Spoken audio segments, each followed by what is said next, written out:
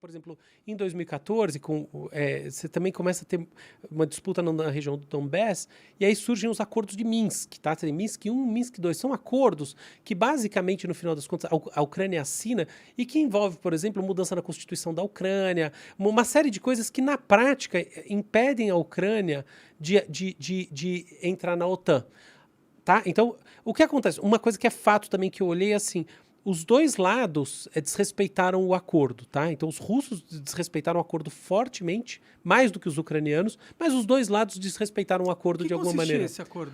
Por exemplo, uma parte importante do acordo era o desarmamento. Segunda questão do acordo é que a Rússia, olha só, naquela época, qual que é a grande ideia? Para você estar na OTAN e também na União Europeia, você não pode ter um conflito interno muito forte. Então, a ideia é que a Rússia, do ponto de vista dos russos, se colocaram como observadores. A Rússia não era parte da história. Então, eles eram observadores.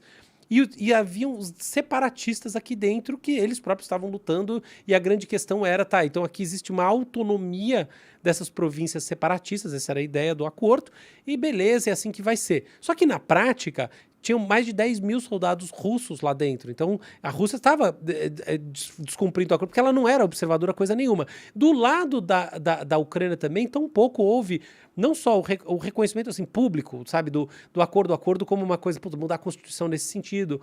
Pelo contrário, houve uma mudança constitucional em 2018 em sentido da aceleração no processo de entrada na OTAN. Então, quer dizer, o jogo, o acordo era um acordo muito sensível, muito para os dois lados.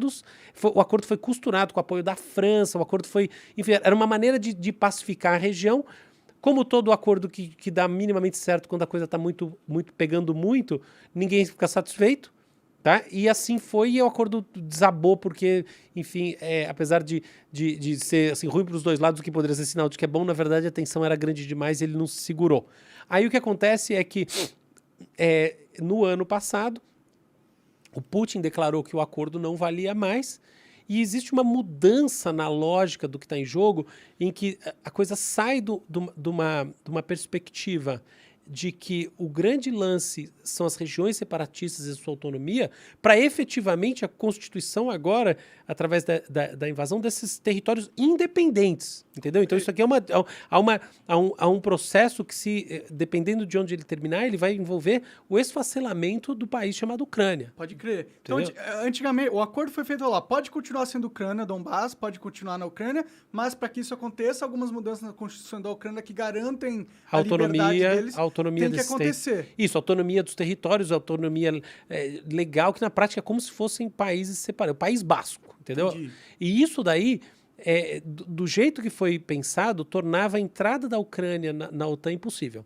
Tá? Esse é o negócio. Então tem um sentido muito prático a história, tá? Entendi. Então assim, quer dizer, a Rússia entrou ali. Então, mas de novo, a grande discussão é entender qual que é o ponto de vista realista da coisa. Então, realista é assim, a Rússia criou, a Rússia foi levada, segundo uma dessas óticas, a uma situação de pressão do Ocidente ao longo das suas bordas. Quando a coisa chegou nesse nível, ela agiu, porque ela é mais forte, para impor seu interesse, tá?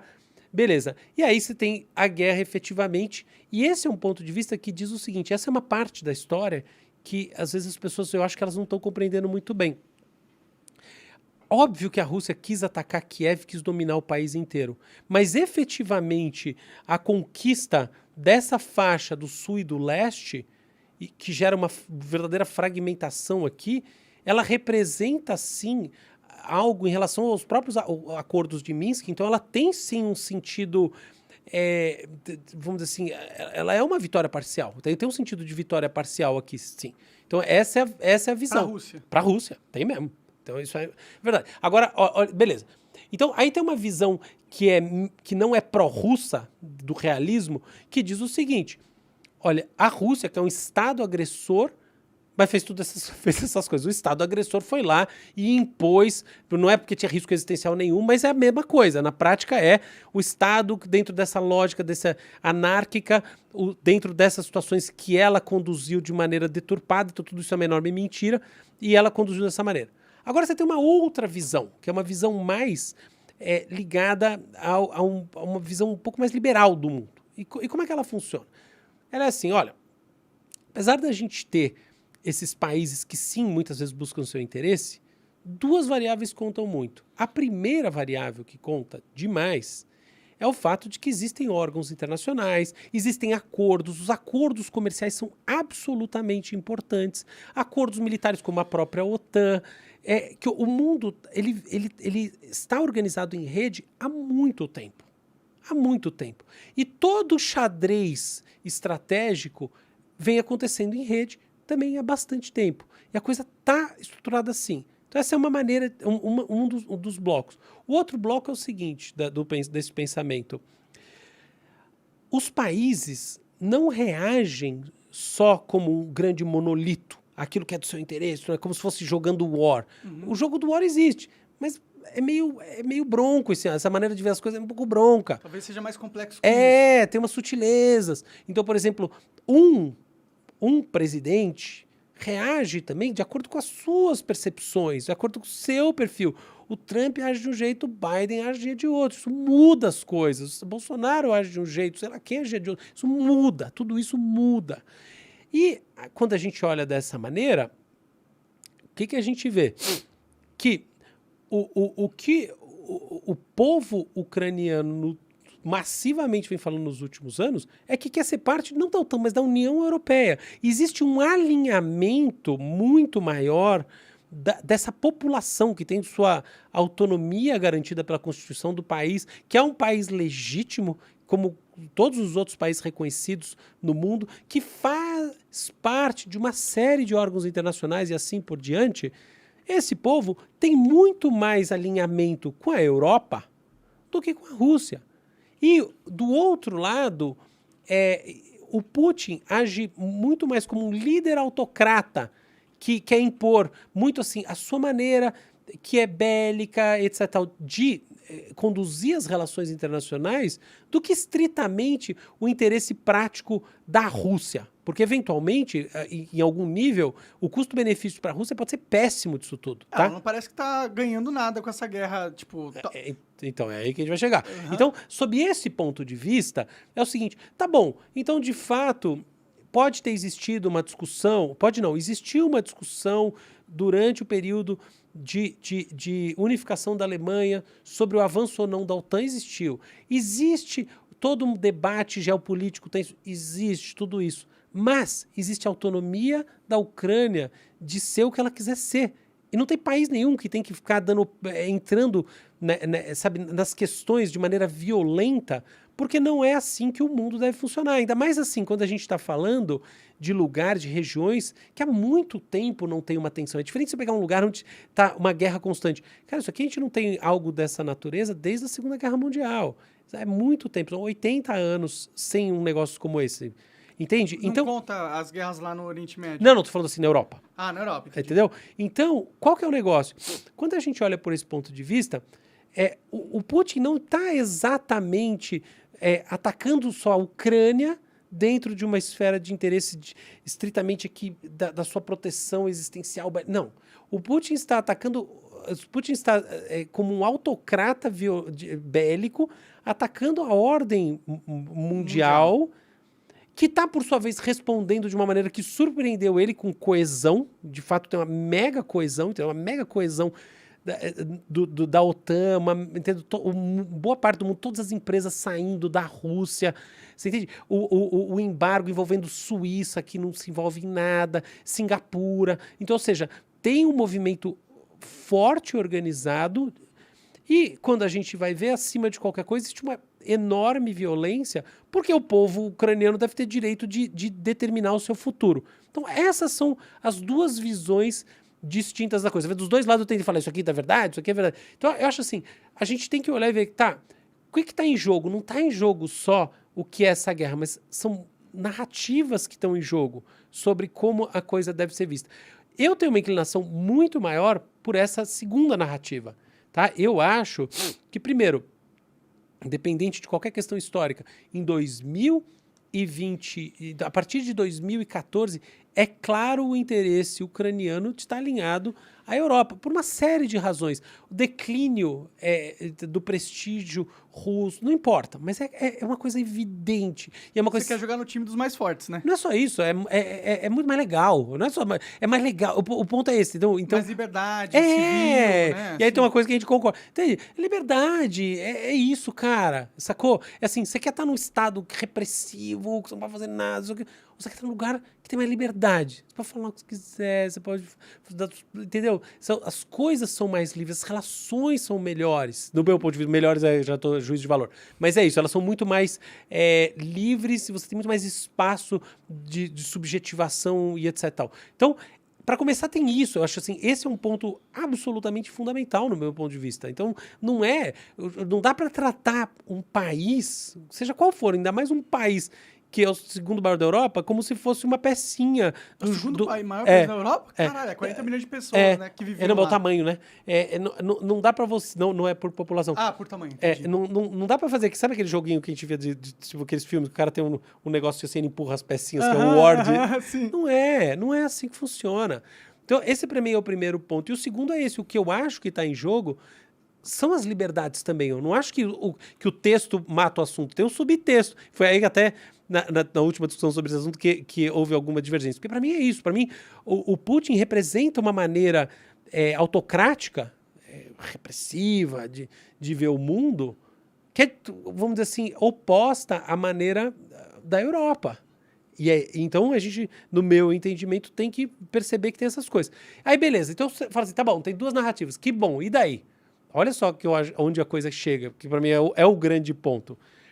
Não é só que tem duas narrativas, que são duas maneiras das pessoas contarem que história é essa. E é o que a gente vê. Você vê que, agora que eu falei, é muito fácil, né? Você entra em alguns veículos, você vê essa daqui que eu falei, essa primeira realista, do tipo, o Putin, a sua zona de influência, o xadrez do não sei o quê, né? Manda quem pode, obedece quem tem juízo. Tem juízo.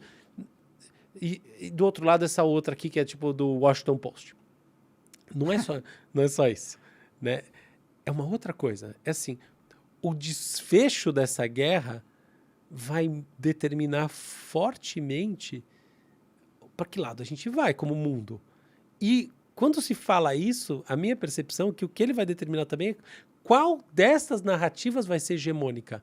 Porque olha só, vamos dizer que a Rússia leve, tá? Então o que quer dizer a Rússia leve? A Rússia não vai dominar a Ucrânia inteira, isso aí é muito difícil que aconteça. Mas a Rússia efetivamente pode dominar essa faixa que vai da Crimeia até o Donbass inteira. Ela pode fragmentar o país inteiro da Ucrânia, fechar a Ucrânia para o litoral nessa parte, que vai dar que é quase tudo, que vai dar um problema enorme para a Ucrânia. Lembrando que o Donbass foi uma das regiões produtivas, era a principal região produtiva industrial da Ucrânia. Então, quer dizer, existe sim uma grande chance de parcialmente a Rússia levar essa daqui. O que fica dessa história? Fica que, no final das contas, o jogo geopolítico é um jogo em que a agressão, essa visão do Estado que entra com força, etc. e tal, se impõe. Agora, olha uma outra. Imagina que, de fato, a associação de embargos, apoios às empresas embora da Rússia termine, enfim, obliterando esse processo. Como seria essa visão? Por exemplo, seria se o Putin sofresse um golpe. Entendi. Entendeu? Esse é um dos caminhos. Entendi. Outro caminho, que é muito difícil de acontecer agora, tá? Não dá nenhum indício de que isso esteja sendo preparado com seriedade. Também não teria como ter esse indício, mas não é assim, eu também dei uma bela pesquisada nesse assunto e não encontro bases para afirmar que existem... Uma força revolucionária dentro da Rússia. Ou sei lá onde, preparando algo assim. Então, a primeira coisa é isso. Mas essa é uma maneira. A outra é realmente o exército russo voltar para trás, ou a coisa terminar num acordo que permite à Ucrânia a manutenção dos seus territórios, dos seus direitos decisórios, tá? Tudo isso. Então, tem mil caminhos aqui, e tem toda uma zona cinzenta onde não fica tão claro o quanto cada um ganhou de verdade, tá? A Rússia sempre vai ter perdido numa esfera, porque assim, ela tentou uma ação agressiva em sentido ao norte, em sentido a Kiev, e pelo menos nessa etapa, se é que vai ter uma próxima etapa disso, ela não conseguiu, voltou para trás. Elas queriam dominar Kiev e não conseguiram. Não conseguiu, ponto final, exatamente. Apanhou, isso aí, ponto final. Agora eles estão se concentrando em garantir essa borda ali da Ucrânia para isolar eles. Aí a gente não sabe se é isso, eles vão ficar com essa borda. A gente não sabe se eles vão conseguir essa borda. A gente não sabe se, conseguindo essa borda, eles vão tentar avançar de novo e dominar o país inteiro. A gente não sabe nada, entendeu? Sentido. Eu acho que, olhando para o que o Putin quer, eu acho que ele quer dominar o país todo, né? É uma longa discussão. É difícil saber. Assim, é difícil saber. Porque talvez ele possa pensar o seguinte... Pensa uma coisa. O embargo vai tendo efeito maior ao longo do tempo. Então, talvez isso em 4, 5 meses não seja viável. Então, tem uma questão temporal. Então, por isso que cada dia de resistência ucraniana é um ponto a favor dos ucranianos. É verdade. Está sangrando a Rússia porque não está podendo comprar material de empresas ocidentais, não está podendo vender quase nada para o Ocidente. Sim, mas aí tem a China ali que pode tentar ajudar, né? Então, essa é a grande discussão. Mas, antes até de chegar nessa, que de fato é um dos desfechos dessa reflexão. Mas, então, enfim... Eu acho que tem uma coisa aqui que não é só assim, tem um pessoal que conta de um jeito, o pessoal que conta de outro, o pessoal que tem uma orientação ideológica, o pessoal que tem outra orientação ideológica. Eu acho que é muito assim, essa guerra em si, ela realmente mostrar um pouco, vai determinar um pouco dos caminhos que o mundo vai seguir. Então, imagina, por exemplo... Desculpa, só te cortar. Você acaba de assistir um corte do Monarch Talks. Agradeço demais, mas se você quiser ver o vídeo na íntegra e acompanhar ao vivo todas as transmissões, você tem que ir lá no rumble.com/monarch para não perder nada. Segue a gente lá.